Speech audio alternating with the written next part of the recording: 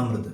ആന്റിബയോട്ടിക്കുകളുടെ അമിതമായ ഉപയോഗം തടയുന്നതിന് വേണ്ടി ഡ്രഗ്സ് കൺട്രോൾ വിഭാഗം നടത്തുന്ന പരിശോധനയാണ് ഓപ്പറേഷൻ അമൃത് എന്ന് പറയുന്നത്. അപ്പോൾ ഓപ്പറേഷൻ അമൃത് എന്ന് പറയുന്നത് ആന്റിബയോട്ടിക്കുകളുടെ അമിതമായ ഉപയോഗം തടയുന്നതിന് വേണ്ടി ഡ്രഗ്സ് കൺട്രോൾ വിഭാഗം നടത്തുന്ന പരിശോധനയ്ക്ക് നൽകിയിരിക്കുന്ന പേരാണ് ഓപ്പറേഷൻ അമൃത്. 62ാമത് സംസ്ഥാന സ്കൂൾ കലോത്സവം 2024 വേദിയായ ജില്ല കൊല്ലം ജില്ലയാണ്. ഇതിൽ ജേതാക്കളായ ജില്ല കണ്ണൂർ ജില്ലയാണ്. മഹാകവിത എന്ന ബുക്ക് എഴുതിയതാര് എന്ന് ചോദിച്ചാൽ വൈരമുത്തുവാണ്. അപ്പോൾ വൈരമുത്തു എഴുതിയ ബുക്കാണ് മഹാകവിത എന്ന് പറയുന്നത്. അതുപോലെ വൈബ്രന്റ് ഗുജറാത്ത് ഗ്ലോബൽ ഉച്ചകോടി 2024 നടന്നത് ഗാന്ധിനഗറിലാണ്. അപ്പോൾ വൈബ്രന്റ് ഗുജറാത്ത് ഗ്ലോബൽ ഉച്ചകോടി 2024 വേദി ഗാന്ധിനഗറാണ്. പുരസ്കാരം 2024 ഹരിവരാസന പുരസ്കാരം ലഭിച്ചതാർക്ക്? വീരമണിദാസനാണ് 2024 ഹരിവരാസന പുരസ്കാരം. 16ാമത് ബഷീർ സാഹിത്യ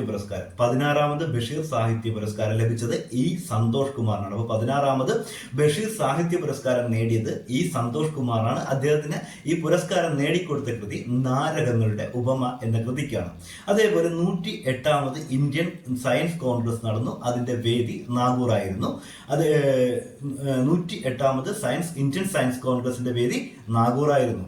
അതേപോലെ ഇന്ത്യ ഗവൺമെന്റ് 2024 525 രൂപയുടെ നാണയം പുറത്തിറക്കി. അത് മീരാഭായിയുടെ ജന്മദിനത്തിനോട് അനുബന്ധിച്ചാണ്. അപ്പൊ മീരാഭായിയുടെ ജന്മദിനത്തിനോട് അനുബന്ധിച്ച് ഇന്ത്യ ഗവൺമെന്റ് പുറത്തിറക്കിയ നാണയത്തിന്റെ മൂല്യം എത്രയാണെന്ന് ചോദിച്ചാൽ 525 രൂപയാണ്.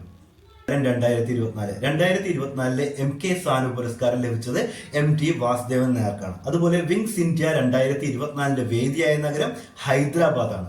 2024 യുനെസ്കോ ലോക പൈതൃക കമ്മിറ്റിയുടെ വേദിയായ രാജ്യം ഇന്ത്യയാണ്. അപ്പൊ 2024 യുനെസ്കോ ലോക പൈതൃക കമ്മിറ്റിയുടെ വേദിയായ രാജ്യം എന്ന് പറയുന്നത് ഇന്ത്യയാണ്.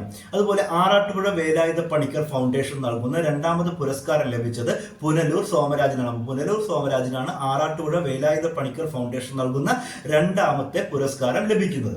അതേപോലെ ഇന്ത്യയിലെ ഏറ്റവും നീളം കൂടിയ കടൽപ്പാലം ഏത് എന്നുള്ളൊരു ചോദ്യമുണ്ട്. അത് മുംബൈ ട്രാൻസ് ഹാർബർ ലിങ്ക് ആണ്. അപ്പൊ മുംബൈ ട്രാൻസ് ഹാർബർ ലിങ്ക് ആണ് ഇന്ത്യയിലെ ഏറ്റവും നീളമേറിയ കടൽപ്പാലം. അതുപോലെ നായയുടെ മാംസം വിൽക്കുന്നതും ഭക്ഷിക്കുന്നതിനും നിരോധനം ഏർപ്പെടുത്തിയ രാജ്യം ഏത്? ദക്ഷിണ കൊറിയ. അപ്പൊ നായയുടെ മാംസം വിൽക്കുന്നതിനും ഭക്ഷിക്കുന്നതിനും നിരോധനം ഏർപ്പെടുത്തിയ ഏഷ്യൻ രാജ്യമാണ് ദക്ഷിണ കൊറിയ.